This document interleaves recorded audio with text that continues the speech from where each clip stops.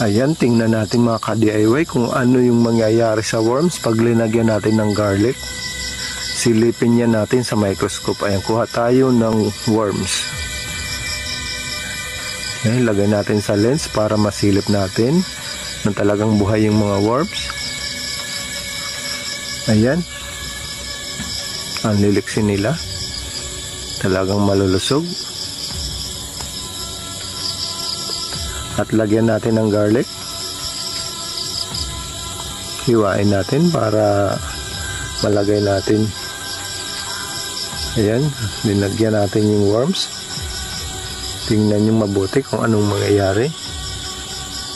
Ayan, kaya pala dapat tuwing magluluto tayo, lagyan natin ng garlic para naman kahit yung bacteria na yun ay talagang mawawala. Tingnan nyo naman, wala nang gumalaw after malagyan ng garlic. Thank you for watching. Ayan, tingnan natin mga ka-DIY kung ano yung mangyayari sa worms pag linagyan natin ng garlic. Silipin niya natin sa microscope. Ayan, kuha tayo ng worms. Ayan, lagay natin sa lens para masilip natin na talagang buhay yung mga worms. Ayan. Ang liliksi nila. Talagang malulusog. At lagyan natin ng garlic.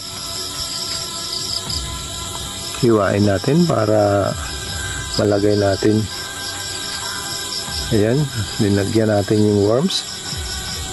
Tingnan nyo mabuti kung anong mangyayari. Ayan, kaya pala dapat tuwing magluluto tayo, lagyan natin ng garlic para naman kahit yung bacteria na yun ay talagang mawawala. Tingnan nyo naman, wala nang gumalaw after malagyan ng garlic. Thank you for watching.